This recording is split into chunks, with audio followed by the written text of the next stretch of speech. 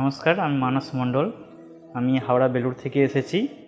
তো আমি বহুদিন থেকেই ফলো করছি ইউটিউব চ্যানেল। ফলো করতে করতে তারপরে একদম সিদ্ধান্ত নিয়েই নিয়েছি যে এই মাসেই আমি করব। ঠিক আছে, তারপরে এখানে আসি, স্যারদের সঙ্গে কথা বলি।